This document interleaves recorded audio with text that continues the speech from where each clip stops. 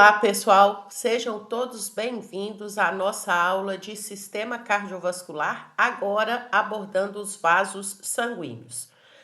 Nesse vídeo, vamos falar especificamente sobre a estrutura e a função dos vasos sanguíneos, para a seguir falar sobre fluxo sanguíneo, pressão e resistência. Meu nome é Luciene Catá e vou acompanhar você nessa abordagem desse relevante tema. Bem, vamos começar com o conceito e as funções dos vasos sanguíneos, né? Então, os vasos sanguíneos são as tubulações do nosso corpo.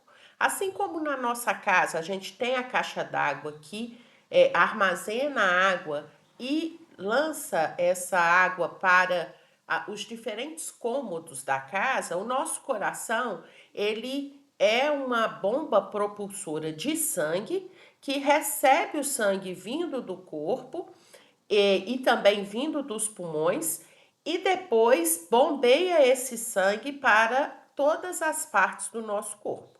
Esse papel de bomba propulsora de sangue do coração é extremamente importante e foi abordado no vídeo sobre a fisiologia cardíaca, que também está disponível no nosso canal.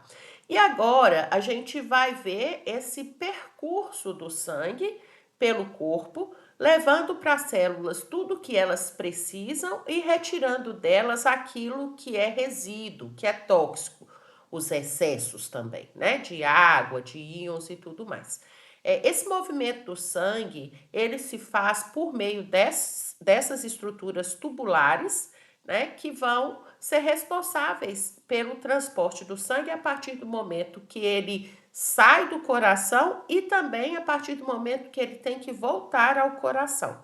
Então, vasos sanguíneos é um termo genérico e ele envolve várias estruturas que podem ser classificadas como artérias, arteríolas, capilares, vênulas e veias. Cada um desses tubos tem papéis específicos e para realizar esses papéis específicos, tem também uma parede específica. Então, essas tubulações que permitem o movimento do sangue pelas diferentes regiões do corpo, elas têm uma parede formada por tecidos e esses tecidos, então, vão participar ativamente desse movimento do sangue. Vamos começar falando um pouquinho das artérias. Vou pegar o pointer aqui, só para a gente ver. Então, aqui a gente tem um desenho esquemático da artéria. O que é a artéria? A artéria é o vaso sanguíneo que leva sangue para fora do coração. Essa artéria, ela vai receber o sangue no momento da contração ventricular e essas artérias, elas são de calibres diferentes, né? A gente tem artérias mais calibrosas e artérias menos calibrosas, ou seja, a partir do momento que o coração bombeia o sangue para as artérias, esse sangue é bombeado para artérias de maior calibre. A partir do momento que esse sangue vai passando pelas artérias, ele vai alcançando artérias de médio calibre e pequeno calibre. E essas artérias vão, à medida que vão diminuindo sua luz, alterando também a sua parede. As artérias de maior calibre vão ter 3 camadas teciduais na sua parede. A túnica íntima, que está em íntimo contato com o sangue, a túnica média e a túnica adventícia. A túnica íntima, ela é formada por um epitélio, que a gente chama de endotélio. Todo epitélio é apoiado numa pequena camada de tecido conjuntivo, né? E costuma-se ter uma pequena fita, né, de musculatura lisa ali, separando a túnica íntima da túnica média. A túnica média, que é a mais espessa nas grandes artérias, ela é formada por fibras musculares lisas, né, unidas entre si por junções gap, formando um músculo aí unitário, né, funciona como uma unidade, já que as fibras lisas são unidas por junções gap, e tem uma malha extensa de elastina, que é uma proteína fibrosa que confere elasticidade. E a túnica externa, ou adventícia, é formada de tecido conjuntivo e vai dar uma estruturação, uma resistência a essa artéria. As artérias são vasos que vão carregar sangue sobre alta pressão, visto que se as artérias são os vasos sanguíneos que levam o sangue para fora do coração, no momento da sístole, da contração ventricular, esse sangue é ejetado sobre alta pressão nessa artéria, e essa artéria, então, ela tem que ter uma parede forte o suficiente para resistir a essa alta pressão, mas também elástica suficiente para expandir no momento da sístole ventricular, para receber e acomodar o sangue que está dentro dela, na luz ou lumen, e tem que ser elástico o suficiente para bombear o sangue adiante para artérias de calibre menor. Eu disse que à medida que o sangue vai para grandes artérias, ele vai passando para artérias de médio calibre e vai passando para artérias de pequeno calibre. O que acontece com a parede dessas artérias?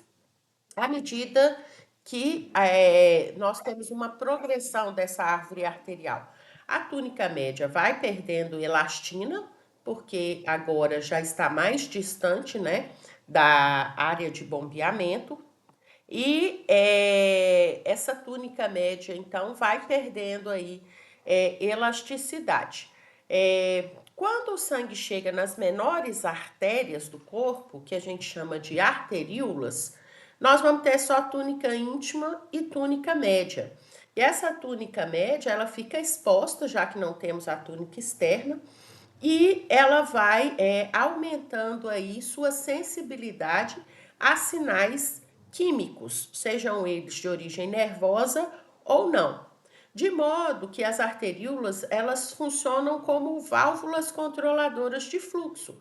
Porque, como existe uma maior exposição aqui dessas fibras lisas da túnica média, nós podemos, através de substâncias químicas, gerar contração dessa musculatura lisa e diminuição da luz da arteríola, ou relaxar essa musculatura lisa, gerando ampliação da luz dessa arteríola.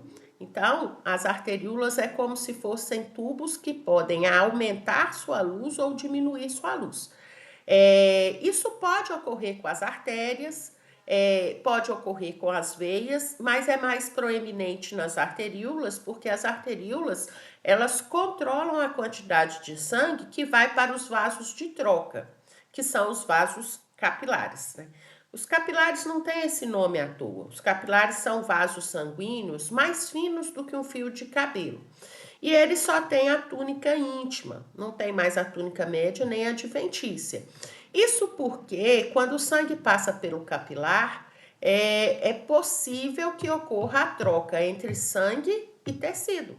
Porque, como a parede é bem mais fininha, as substâncias podem se difundir da luz do vaso, do sangue do que está passando na luz do vaso para o tecido, ou do tecido para dentro da luz do vaso capilar.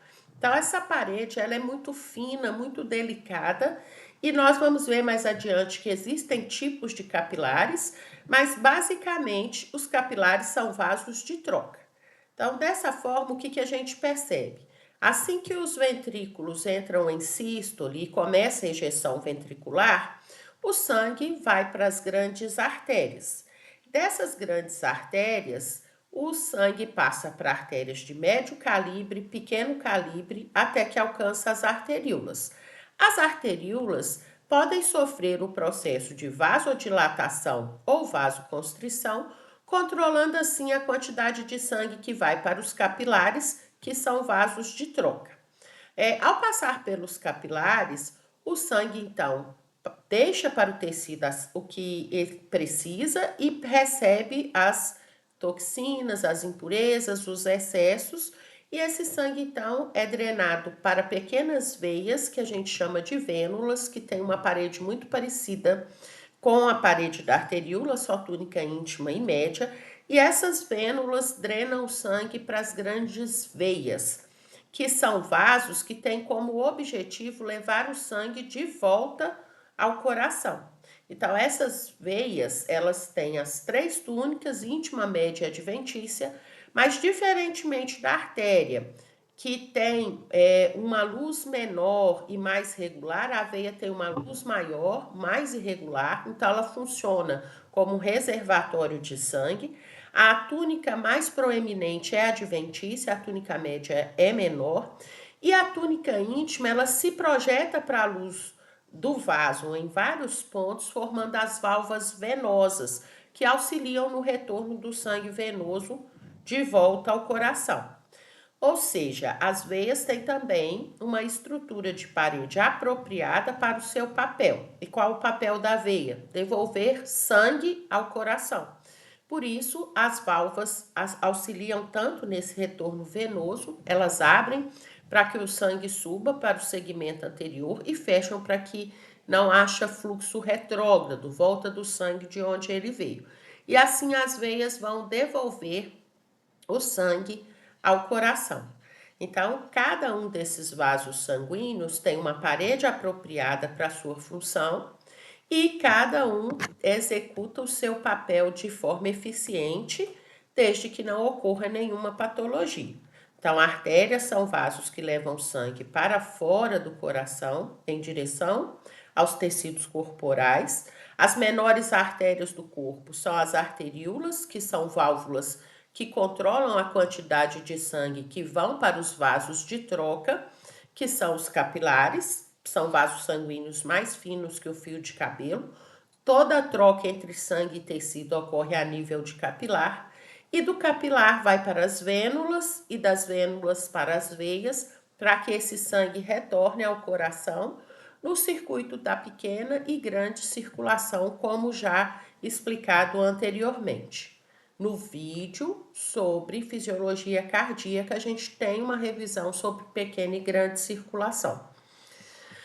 Bom, então aqui a gente tem as características estruturais que vocês devem conhecer para que a gente possa seguir adiante falando sobre fluxo, pressão e resistência.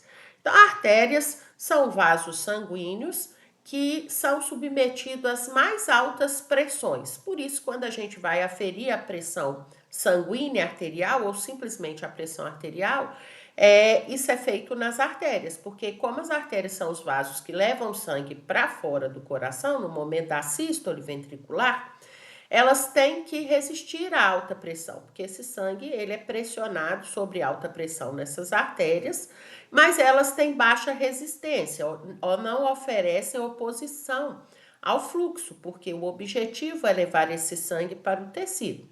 As arteríolas, então, são as válvulas controladoras de fluxo. As arteríolas, elas controlam a quantidade de sangue que vai para os vasos de troca, que são os capilares, né? Então, elas, ao sofrer o processo de vasodilatação, onde eu aumento a luz e aumento o fluxo para os capilares, ou vasoconstrição, onde se diminui a luz e diminui o fluxo sanguíneo para os capilares, elas controlam o fluxo e a resistência periférica. São os principais vasos responsáveis pela resistência periférica. As veias, elas trabalham bombeando sangue de volta ao coração. Então, esse sangue, ele já passou pelas artérias, pelas arteríolas, pelos capilares, e agora ele vem sobre baixa pressão, mas com uma alta capacidade, né, volumétrica, de volume sanguíneo. As veias são como se fossem reservatórios de sangue, então esse sangue ele volta agora para o coração. Não esquecendo que entre arteríolas e vênulas, que são as menores veias do corpo, se encontram os capilares, que vão formar ali parte da microcirculação, sendo esses capilares os vasos relacionados à troca. Toda troca entre sangue e célula, entrega de oxigênio, entrega de nutrientes, né?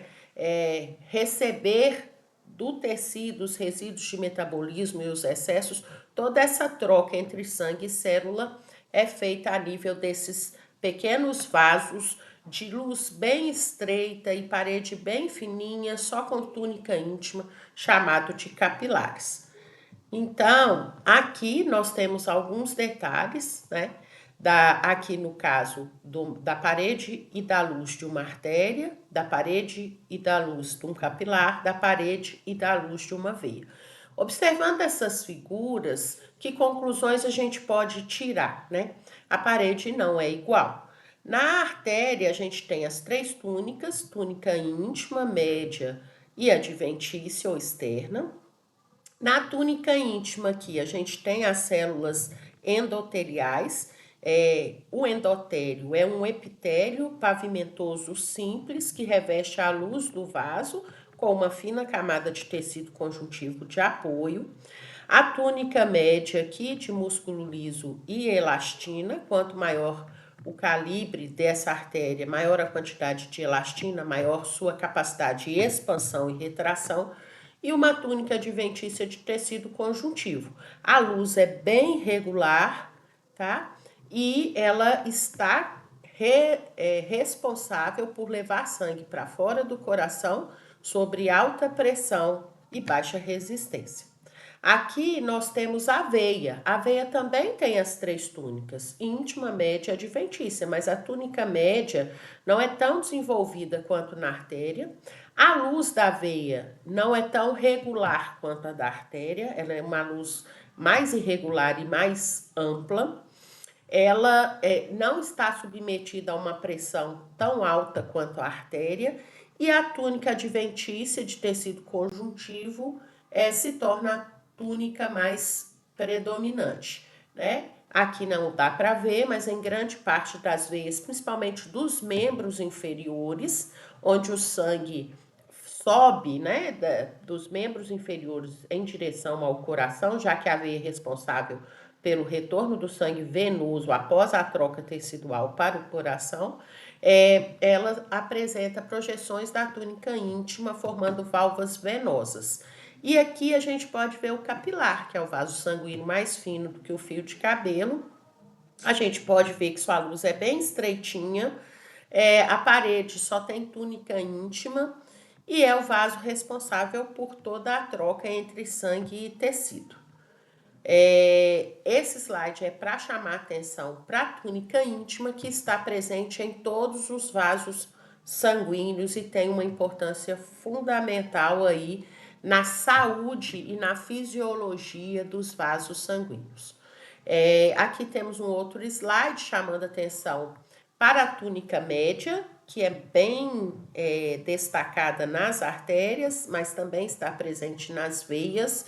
Essa túnica média é formada por fibras musculares lisas de disposição circular e tem o tecido conjuntivo fibroelástico, bastante elastina, que permite a expansão e a retração do vaso.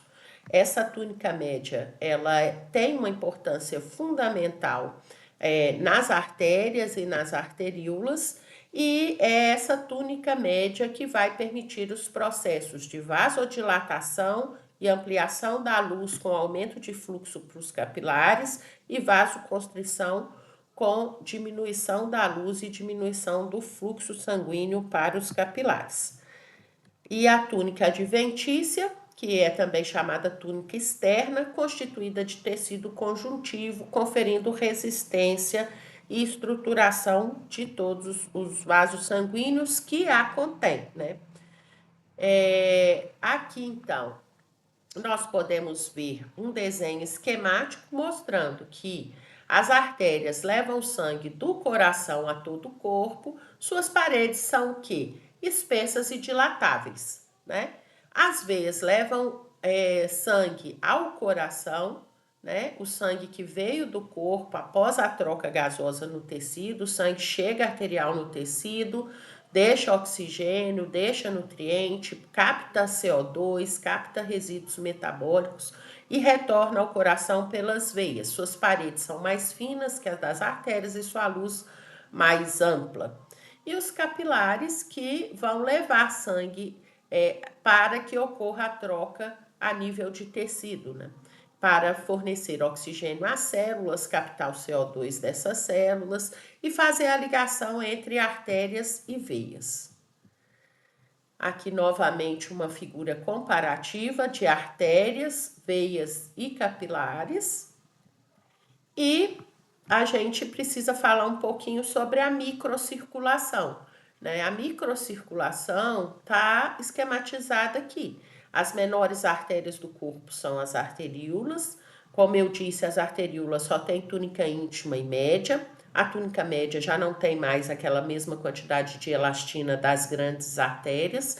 Então, as fibras lisas têm suas membranas expostas a estímulos, principalmente nervosos, né, simpáticos, onde, em geral, o aumento da estimulação simpática gera vasoconstrição e a diminuição da estimulação simpática gera vasodilatação.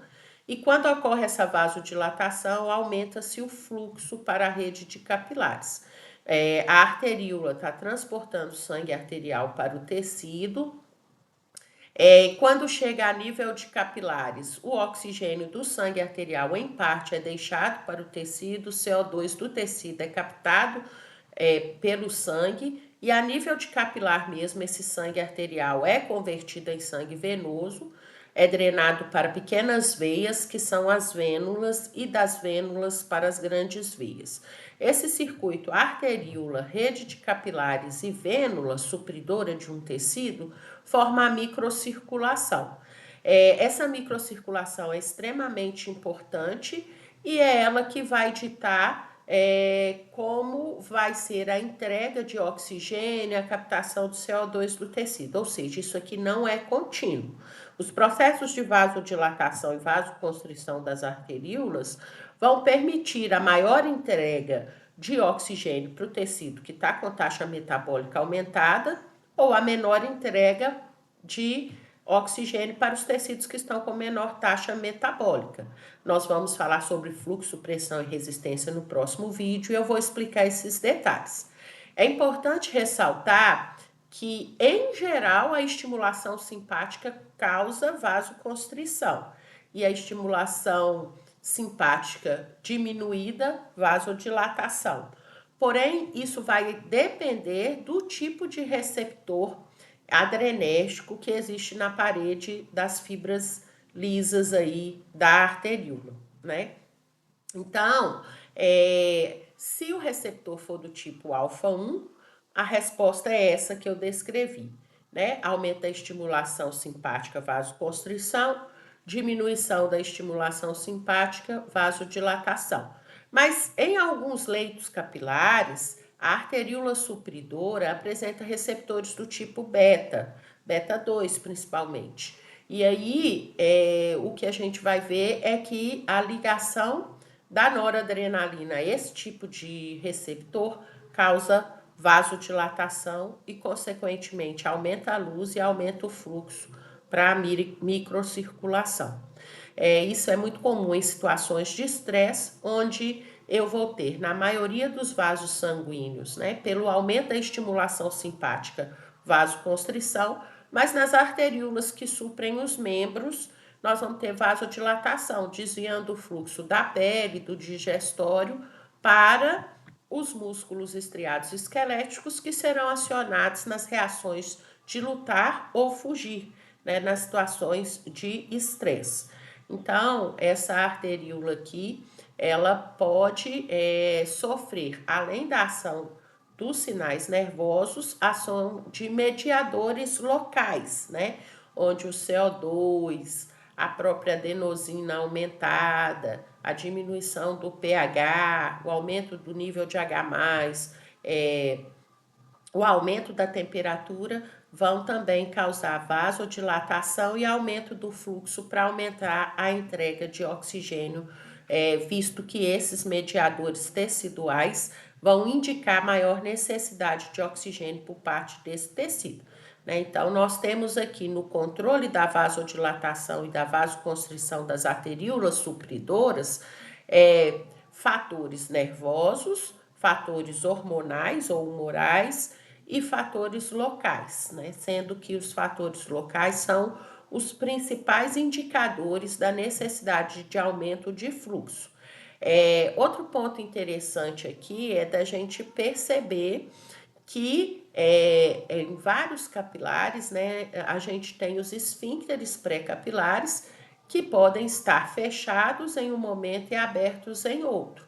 Ou seja, nem toda a árvore arterial é suprida por sangue o tempo todo. Então, quanto maior a necessidade por oxigênio por parte do tecido, quanto maior a taxa metabólica desse tecido, maior vai ser a vasodilatação da arteríola supridora e a abertura dos esfíncteres pré-capilares para aumentar o fluxo sanguíneo para essa rede aí de capilares e aí suprir a demanda. Outro ponto interessante a se falar sobre os vasos sanguíneos são os tipos de capilares, né? Então, os capilares, eles são vasos microscópicos que estão conectando as arteríolas às vênulas. Esses capilares, eles podem ser de 3 tipos: os capilares contínuos, muito comuns no sistema nervoso, onde as células endoteliais são bem justapostas, bem unidas umas às outras, a membrana ou lâmina basal bem contínua e as porosidades são bem menores. Os capilares fenestrados, muito presentes nos capilares glomerulares dos néfrons, dos rins, eles são mais porosos, apresentam as fenestrações, as células endoteliais não são tão justapostas, né?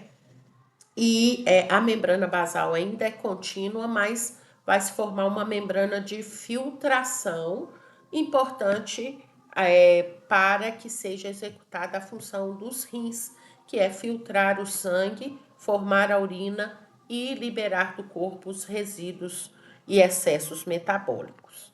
E o mais poroso de todos os capilares são os capilares sinusoides, presentes assim como exemplo no fígado, que além de ter as células endoteliais bem separadinhas, também tem uma descontinuidade da membrana basal, permitindo uma maior porosidade, uma maior passagem de substâncias do sangue para o tecido e vice-versa.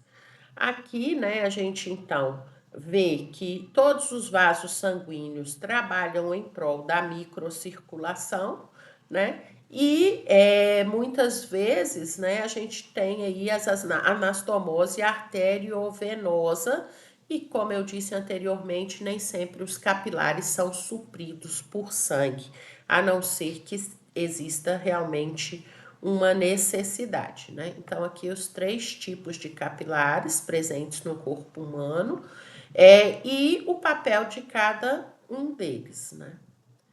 É importante ressaltar aqui nessa figura que quando o sangue arterial saiu lá do ventrículo esquerdo, foi para a aorta foi se ramificando, mandando o sangue para todas as partes do corpo, e como eu expliquei anteriormente, essas artérias vão ficando de calibre cada vez menor a partir do momento que se afasta do coração, até que chega nas menores artérias do corpo, que são as arteríolas. Essas arteríolas vão drenar esse sangue para os capilares e na extremidade arteriolar nós vamos ter mais filtração, mais saída de solvente e dissoluto em direção ao tecido.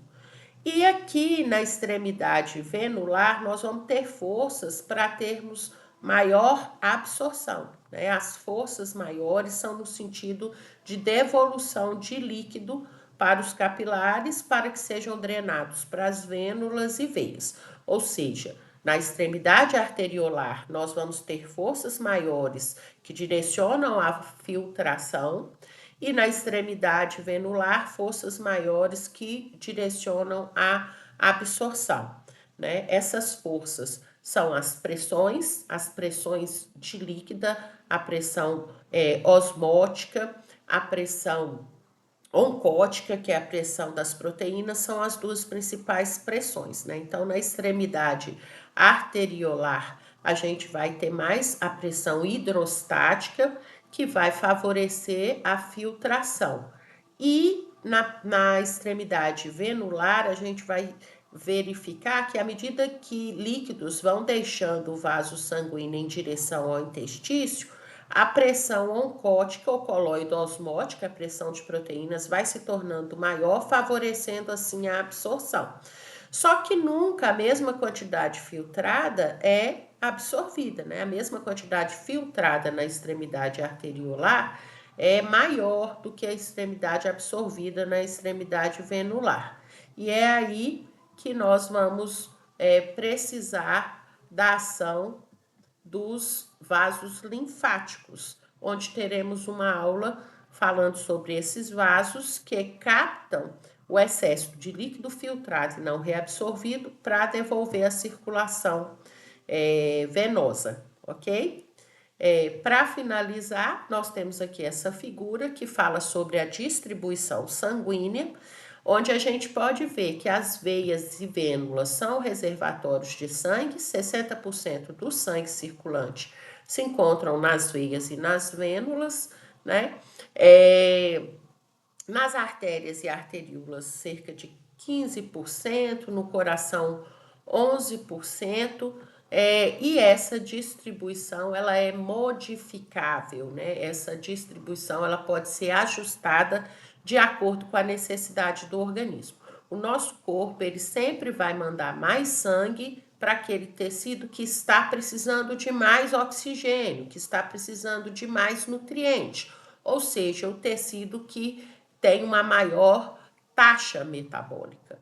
E sobre isso nós vamos falar na nossa próxima aula, onde a gente vai falar sobre fluxo, pressão e resistência.